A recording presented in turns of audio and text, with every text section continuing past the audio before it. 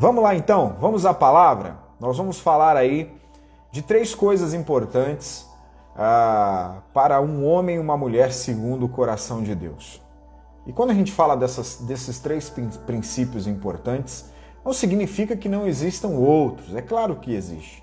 Também não significa que aquilo que você julga ser importante na sua vida deixou de ser importante. Tá? Até porque a importância ela está carregada de subjetividade, ela está dentro daquilo que você é como pessoa. Às vezes o que é importante para você não é importante para mim. E às vezes o que é importante para mim não é importante para você. Mas quando eu olho para esse texto de Salmo 51, eu quero derramar sobre a sua vida princípios espirituais. E eu entendo, a partir daquilo que eu compreendo da palavra, que você tendo esses 3 princípios em sua vida, todo o resto pode ser construído em cima disso. Tá bom? Então vamos lá. Salmo 51, a gente se depara com um momento ao qual Davi está arrependido. Arrependido do quê? Ele havia acabado de passar por um tempo de pecados. Ele mentiu, ele matou, ele adulterou. E aí, como é que se dá isso na vida de Davi? Lá em 2 Samuel capítulo 11, versículo 1, você vai ver no primeiro versículo que a Bíblia vai dizer que os dias que os reis saíram à guerra, Davi decidiu ficar em casa.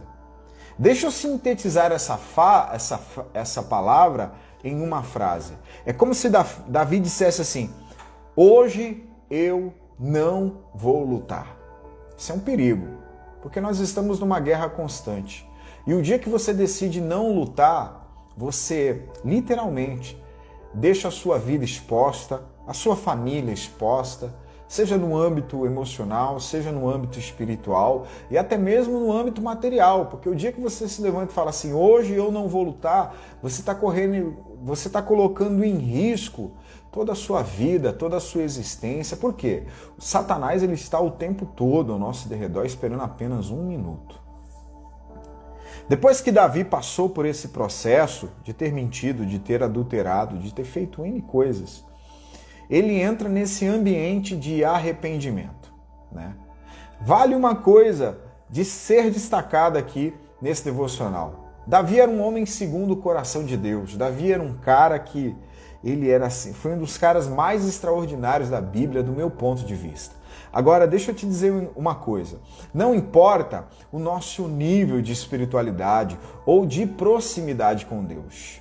Somos como uma armadilha ambulante. Por que eu estou dizendo isso? Nós somos pecadores. Tá? Paulo vai dizer, aquele que julga, está em pé, cuide-se para que não caia. Jesus, aos discípulos no Getsemane, vai dizer, orai para que vocês não caiam em tentação. Tá bom?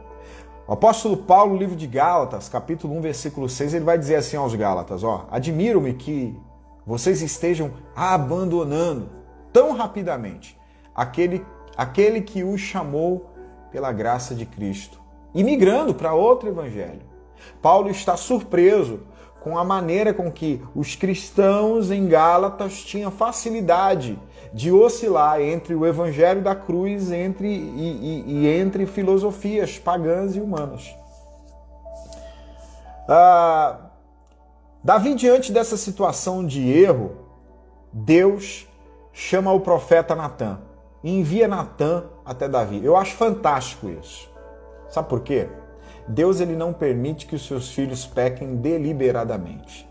Se você literalmente é filho de Deus, se você é realmente filho de Deus, quando você começar a fazer alguma coisa errada, Deus em algum momento, ele vai te chamar a atenção.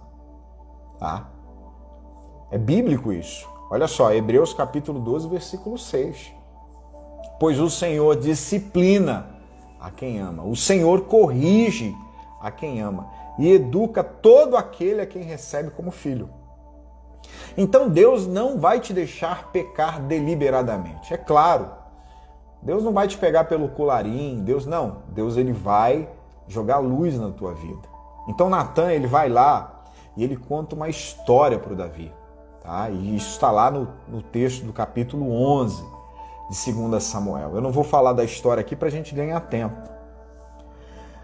Agora, dentro do Salmo 51, Davi ele vai dar algumas características, tá? Características importantes para a nossa vida. Sobre 3 coisas que são importantes para nós como cristão. No capítulo 51, do versículo 3 do Salmo, ele vai dizer assim: porque eu conheço as minhas transgressões. É muito importante nós, como homens e mulheres de Deus, filhos e filhas do Eterno, aprender a reconhecer erros. O que é reconhecer erros?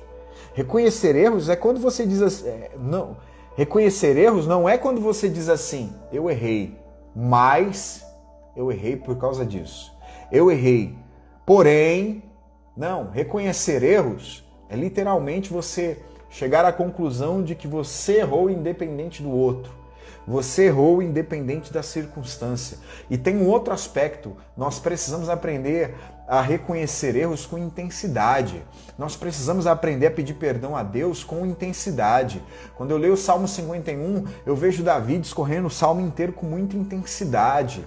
Às vezes a gente fala somente assim: perdoa os nossos pecados, perdoa os meus pecados. Não, a gente tem que chorar, a gente tem que lembrar por que a gente fez, a gente tem que abrir o livro do nosso coração e falar com intensidade de arrependimento. Reconheça os erros. Por quê? Arrependimento salvou Zaqueu e a família dele. Arrependimento salvou Dimas, aquele ladrão, lá na cruz do Calvário, pregado juntamente com Jesus.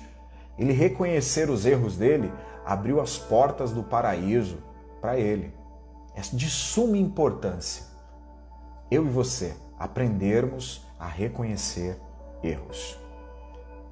Versículo 11 do capítulo 51 de Salmos, o Davi vai dizer assim, não me lances fora da tua presença. A presença de Deus para Davi, estar na presença de Deus para Davi é algo muito importante, é algo muito precioso, é algo que ele leva muito a sério. Me faz lembrar de um texto que está em Números 17, e eu quero fazer uma analogia sobre estar na presença de Deus.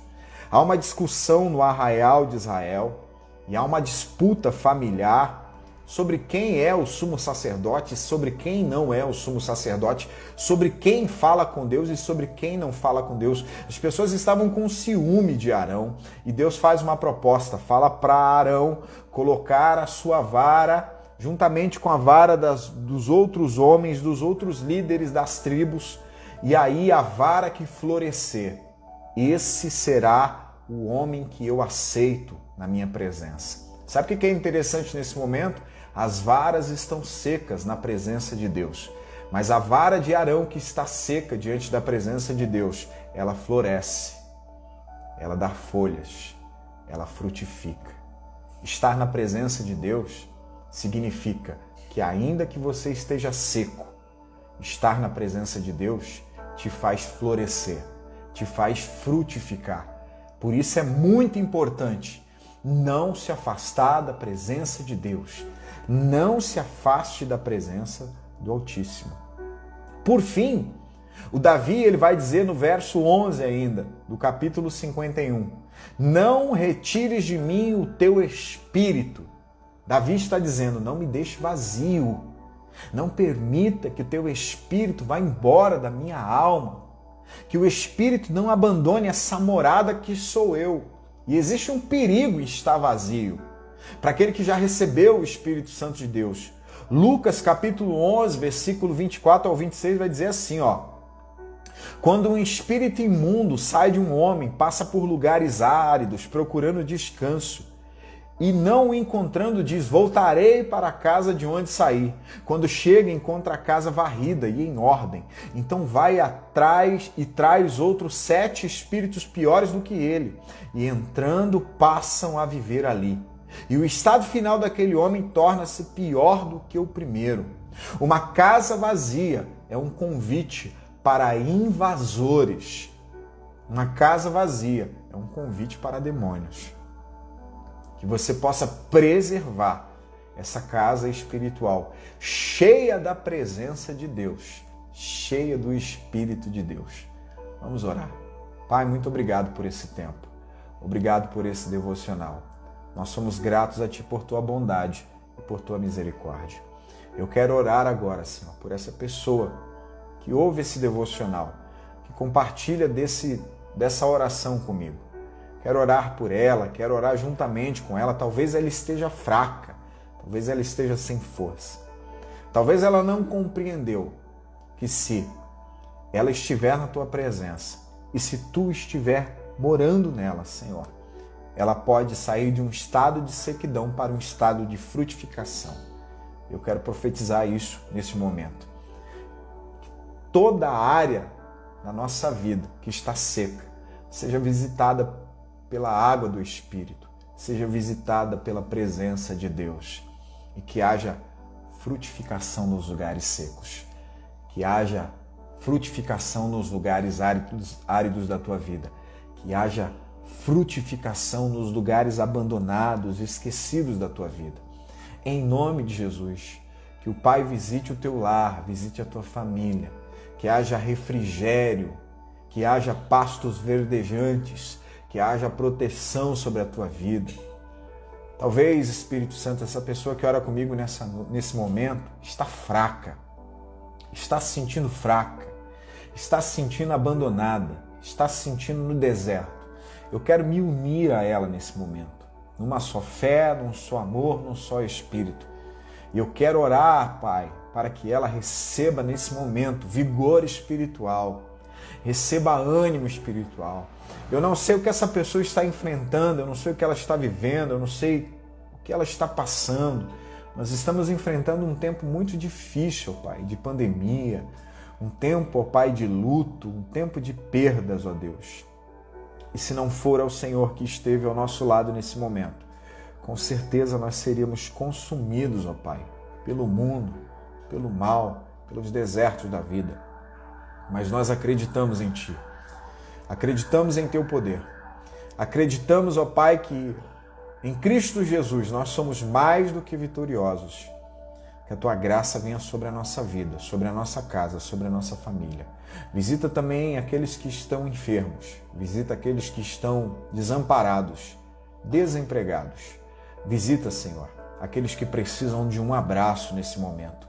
Visita, Senhor, aqueles, ó Pai, que estão trancados dentro de um quarto nesse momento, chorando as dores, as perdas. Visita aqueles que estão angustiados, ó Pai, perdidos, sem direção. Visita, Senhor, a cada uma dessas pessoas. Quem sabe existe alguém nesse momento que está pensando em tirar a vida. Quem sabe essa pessoa está aqui, ouvindo esse áudio, vendo essa transmissão. Senhor, que o Teu Espírito seja vida, seja luz, seja graça, seja renovo, seja restauração nessas vidas, ó Pai. Em nome de Jesus, ó Pai. Que todo desespero que tem tomado conta da nossa alma, da nossa vida, seja diluído agora, através dessa oração, através do Espírito Santo, em nome de Jesus. Amém. Deus abençoe sua casa, sua vida, sua família. Deus te dê um ótimo final de semana. Não deixe de orar, não pare de orar, não pare de crer, não saia da presença de Deus. Não permita que a sua casa espiritual seja preenchida com outra coisa que não seja o Espírito Santo de Deus. Assim, você sempre encontrará saúde espiritual, emocional e física, não importa o lugar que você estiver. Deus abençoe sua vida, te espero na próxima semana, tá bom? Um grande beijo no coração e um ótimo final de semana para você e para sua família.